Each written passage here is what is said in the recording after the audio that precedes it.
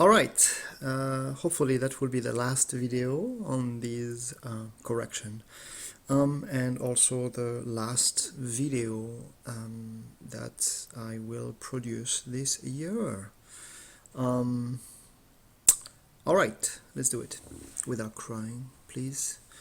I'm giving you the sine of 28 and the cosine of 28 as an expression. Okay, sine of 28 is x and cosine of 28 is y, and I'm asking you to express a sixth trigonometric value of the angle 1288. So first of all, I need to see the relation.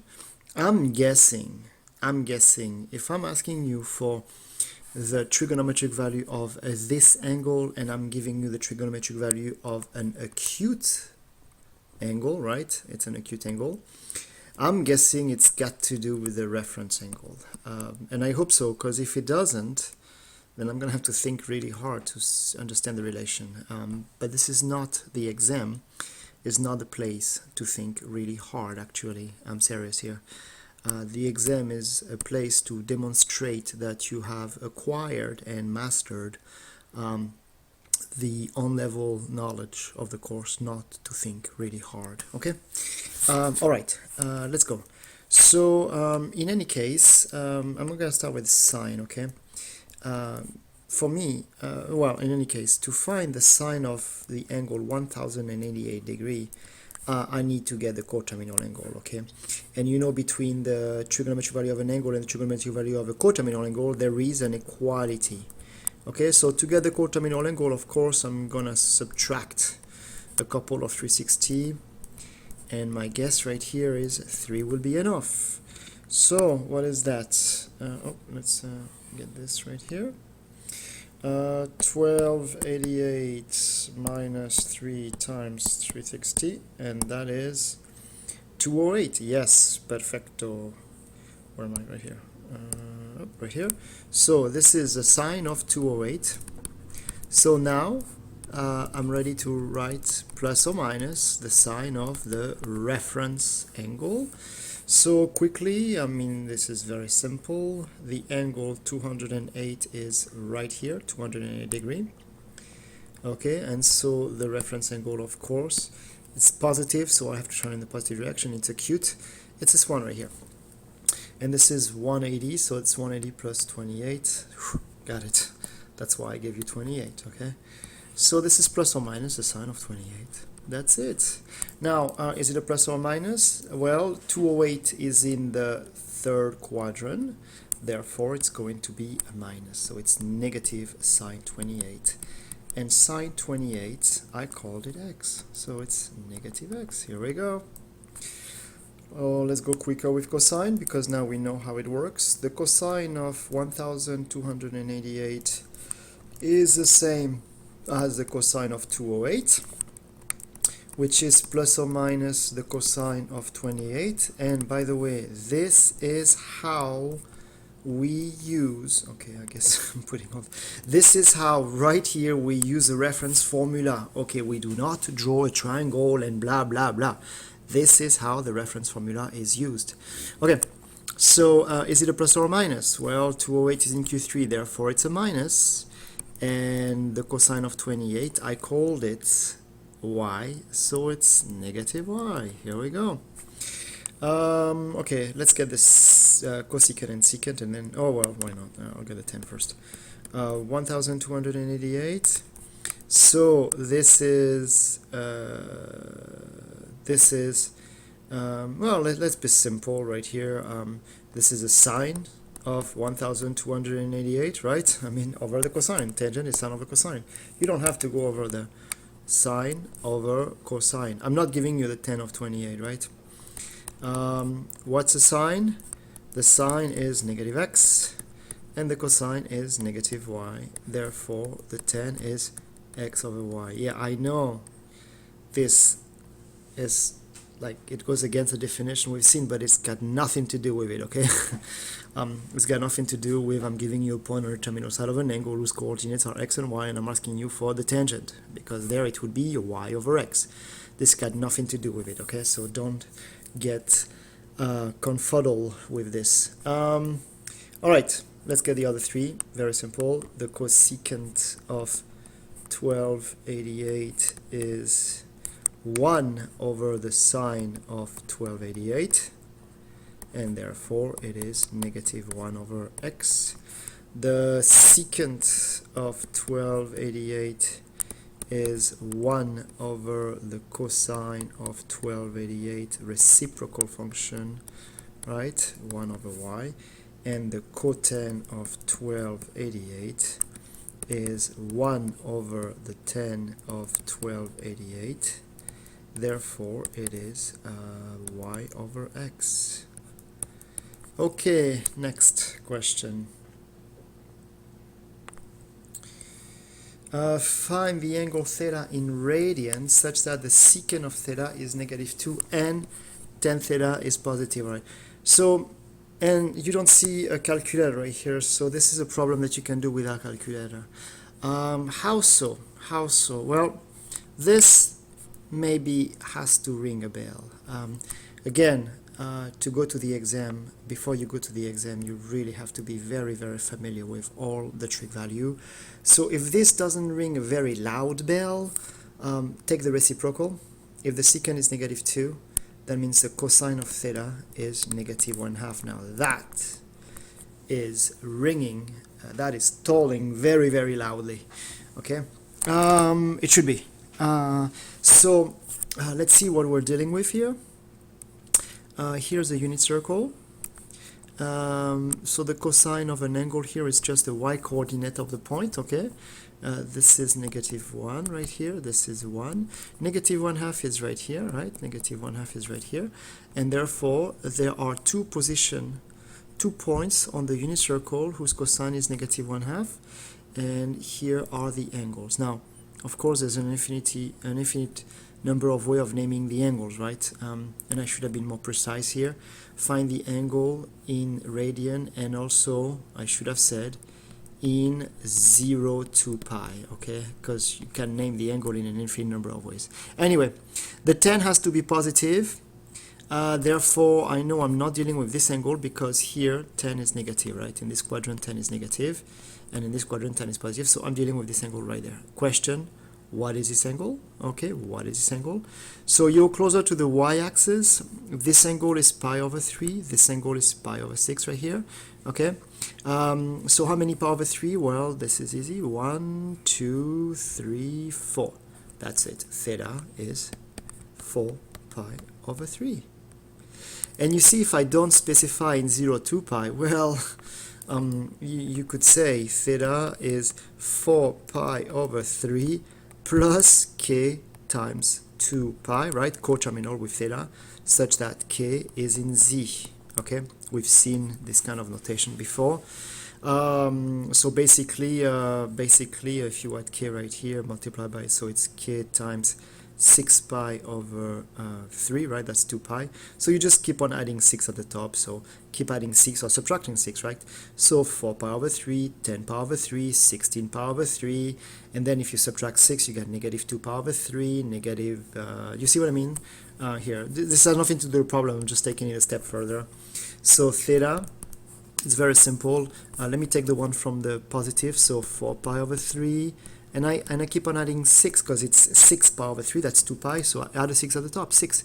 So 10 pi over 3, and then 16 pi over 3, 16 plus 6, 22, 22 pi over 3. You see, it's very simple, right? And I don't care, this is for k equals 1, this is for k equals 2, this is for k, but I don't care, I'm not doing this addition right here. I found a way much, much faster. And the other ones, well, subtract 6 right now. So 4 minus 6 is negative 2 pi over 3. Which makes sense, right? This is negative 1 and then negative 2. Subtract 6, negative 8 pi over 3. Negative 14 pi over 3. Negative 20 pi over 3. And they all are the same place. And this is, if I don't specify in 0 to pi, you can give me any right here, okay? So I have to be a bit clearer on this one. Next! Oh, simplify the expression. Well, listen, you know the first step in simplifying an expression, right? The first step is write everything in function of sine and cosine. Well, it's already done here. So This first step does not exist. Therefore what? Therefore, you have to do algebra. And saying that you have to do algebra is telling you what's the next step. Don't think in terms of trig right now. I mean, you're gonna have to at some point, but not here. This is, you're just gonna have to do some algebra for this one right now, because I've already turned everything into sine and cosine. So what kind of algebra? What do we do? Well, we get a common denominator. So the common denominator, of course, in this case is a multiplication, the product of the two denominator, right? So I need to multiply this fraction by sine of t, and I need to multiply this fraction by 1 plus cosine t, right? 1 plus cosine t. Okay, all right. So what do we have? What do we have? What do we have? Okay, all right. So we have. Should I go here? Yeah, why not? Let me go here. So we have 1/2 of. Here we go. So sine square, right? Sine square t plus, well, 1 plus cosine times 1 plus cosine. I'm going to apply the formula a plus b squared, right? So it's a squared, 1 squared, plus 2ab plus 2 times 1 times cosine t, plus b squared plus cosine squared. Again, it's very useful to know the formula. And my common denominator was, now listen up, here's a golden rule: never expand a denominator. It ain't wrong, but it's not useful. Never expand a denominator. Okay, so do not expand this right here. Leave it as sine t times 1 plus cosine t. Okay, we'll see why actually. And then what? Well, then you got to go further, right? Well, look, listen, you're done with your algebra, right? The algebra is done. I don't know what to do. I see that and I'm like, okay, don't simplify here. There's nothing to simplify, okay? This is a fraction. You simplify factors, you don't simplify terms. When you have addition or subtraction, you're dealing with terms. At the denominator, I see two factors, sine t and 1 plus cos t. This is a factor, 1 plus cos t. Sine t is not a factor of the numerator, and 1 plus cos t does not seem to be a factor of the numerator, at least when I look at it like that. So I have to change it, because actually there will be some simplification, but I don't see it right here. So look at it. Look closely and see something. See. Got it. Oh, you see that? You gotta see that. I mean, hey, this is part of the stuff that you have to see. If you don't see it, you're gonna be stuck. You have to be able to recognize sine square plus cosine square. Okay? So, what am I saying here? Well, sine square plus cosine square is actually 1. Okay, so here we go. 1/2 times. Alright, sine square plus cosine square, so that's 1 plus, and then I'm just gonna copy what's left over right here. 1 plus 2. 1 plus 2 cosine t. And I'm not doing anything to my denominator. Sine t times 1 plus cosine t. Okay, so, well, I gotta put the 1 plus 1 right here, right? Okay. Don't leave 1 plus 1, that's ridiculous.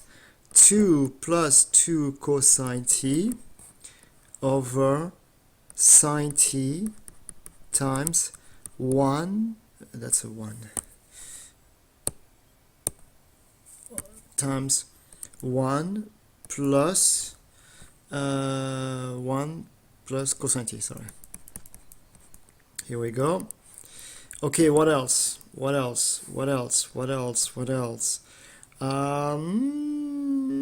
look at the top. You see, 2 plus 2. How about we factor that 2 right here at the top? I'm going to drop the bracket. Okay, I don't need it actually. So at the top, you factor the 2 and you have 1. 1 plus cosine t. Oh, yeah. That things have shaped up right now in a very clear way. I see the light at the end of the tunnel. Now I can, you see, this is a product, this is a, you know, you have multiplication everywhere. So 2 is a factor of the top, it's gone. And then 1 plus cos t is a factor of the top and it's gone with this one. I'm left with 1 over sine t, which is just cosecant t. Okay, that's it, cosecant t. All right, it should be read. Okay, last 2 question, last problem. So this is about graphing. I know we went quickly, I know it was at the end. I know some of you are not happy because it's right at the end, but I feel very strongly about it and I have to, and it's really not difficult, okay, that's also why I'm putting it here, and you've all done some really good work this year. So here we go. Trigonometric functions. Period and phase shift, well, that's the 2 formula that we're dealing with very often here. And the period and the phase shift have to do with what's inside the sine, okay? So let me remind you of the formula right here. If you're looking at this function right here, a times the sine of bx plus c plus d, how do you find the period? So the period, I call it t, okay? T is what I refer to as the period. And it's not just me, actually, okay? And t is just 2 pi, because 2 pi, you know, it's a regular period of sine, right? 2 pi is a regular period of sine. It has to do with, if you think of angle, it's a coterminal angle. When you add or subtract the 2 pi, the sine value doesn't change, okay? If you multiply the x's by b, then it's going to change the period, and you're going to have to find the new period, divide by b, okay? And how do you find the phase shift? Phase shift or starting point, okay? It's very simple. You take everything inside the sign right here, your all input, and you make it equal to 0, and you solve for x, okay? So the phase shift here would be negative c over b. I don't want you to remember the formula. This is a formula, this is a procedure. I want you to remember the procedure because the formula, there's a negative sign right here, and you know, I mean, you got to deal with it. It's really not difficult, it's very simple, but you got to be careful of the negative sign, okay? Okay, well, these were the 2 formula for the general result, so let's get it now. So t here in this function is 2 pi divided by 2 pi over 3. So that's very simple, right? 2 pi over 1 times 3 over 2 pi. And so t is 3. That's it. And the phase shift here, so phase shift.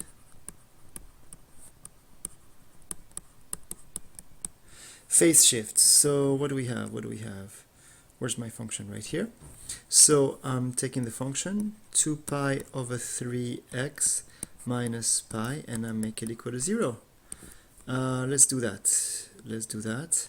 So what do we have? So 2 pi over 3x is equal to pi, and multiply both sides by 3 over 2 pi. So here, let's divide by pi right away. So it's 1 right here, right? And let's multiply by 3 over 2. So x is 3/2. This is the phase shift, and on top I have the period. Now, you know, that's it. I've answered the question, but you know, for the next question, which is for the graphing right here, I don't care about the period. I care about 1/4 of the period. So let me write it there, okay? I'm not going to frame this one, but I need it. So t over 4 is, so if it's 3/4, okay, 3/4. That's t over 4. Okay, all right. So the last question of this practice exam is to graph the function. Let's first look at the range. Do I have enough room here? Yeah, I guess I have enough room. Here, I'm gonna write the results. I'm gonna write the results right here. Y equals a times sine of bx plus c plus d. Okay, so you remember for the range, it's simple. You got 3 lines. Okay, you got the line of max. Okay, line of max. Hey, I have no idea what your teacher next year will call it. If it's Miss Hedges, she will probably, I know Miss Hedges does exactly what I do. It's kind of weird that we do it in exactly the same way because it's not explained like that in books. Anyway, line of max, what is it? D is a vertical shift, right? It's what you move the x-axis. So it's D and then plus the amplitude. Now, if you got a negative sign right here, you know the amplitude is always positive, so don't put the negative sign right here, okay? This is always positive. The negative sign is just telling you that you got to move down first. Well, we'll see that. And then we have the line of mean. Line of mean. Well, that's just D minus the amplitude, and then we have the middle line, okay? Middle line. And that's just D, okay? I guess I should write that y equals, or equals y, if it's a line, really. Okay, so let's see what we have right here in this problem. D is 3, and then the amplitude is 2, so the max is going to be at 3 plus 2, 5, and the mean will be at 3 minus 2, 1. Let's see what kind of graph I'm giving you. So 1, 2, 3, 4, 5, 6, 7, 8, 9, 10. Oh, you know what? Yeah, why not take Ellison? I know I'm gonna take 2 units, okay? 1, 2, 3, 4, 5. Of course I can just take 1, but I kind of like using as large a window as possible. I kind of like my graph to be as big as possible. And my middle line is 3, we said. Okay, so this construction, this is the easy, very easy aspect of graphing, and then the other aspect is not too difficult, but it's a little bit more involved. We need to figure out the scale on the x-axis, and that's actually the most important, okay? Figuring out the scale on the x-axis, and it depends on the jump, and the jump, this is a jump right here. Okay, you jump every 1/4 of a period because there are 4 jumps in a period, right? Middle, max, middle, the regular sign. The regular signs are like that: middle, max, middle, mean, middle. Okay, in one period you got these 4 jumps right here, right? That's a regular sign. This one that we have, I don't think is regular actually. The one that we have is negative sign, so that will require a flipping. So it's going to be middle, mean, middle, max, middle. Okay, and then this is a phase shift. This is where you start. So this is where you start, starting point, and you start on the middle. Okay, you start on the middle because it's a sine. We haven't covered cosine, but the only difference is where you start. That's all. Okay, a cosine will either start, the regular cosine starts at the max, and if you have a negative sign in front, then it's flipped and it starts at the mean. That's the only difference. Okay. Anyway, you'll see that next year. So my x scale, the most important part of it. X scale, I have to be able to jump in 3/4, so that's 0.75, and I have to be able to start at 3/2 at 1.5. So what is a common, I'm going to write it here. What's a common division? Common division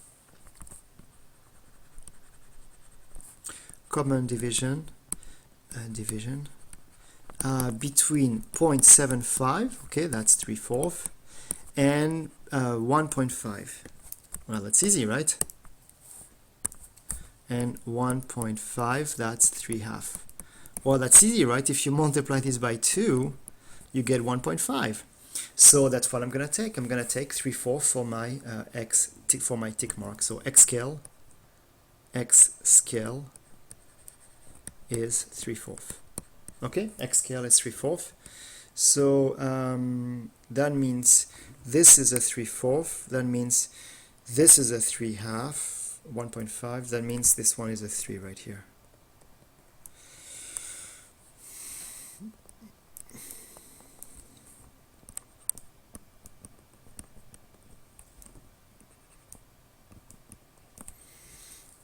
One, 2, 3, 4. That's a 6. 1, 2, 3, 4, and that's a 6. All right, let's graph.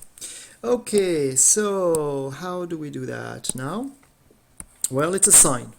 It's a sine, therefore I'm going to start on the middle line. Where do I start? I start at 3/2. So let me start right there. Middle line at 3/2. 3/2 is right here. Middle line right there. And then what's going on here? Well, I jump every 3/4. So I jump every tick mark. Okay, one tick mark is 3/4. Okay, one tick mark is 3/4. So I jump every tick mark. And where do I go? I go first up or down. I go down. First I go down. Okay. All right. So here we go. So sorry. Like okay. So middle, down, middle, up, middle, mean, middle. Okay, that was a mean, middle, max, middle, mean, middle, max, middle, mean, middle, max, and middle. Okay, so here we go. Let me do this right here. Here we go, and the next one. Oops, it's too curved right here. Too curved.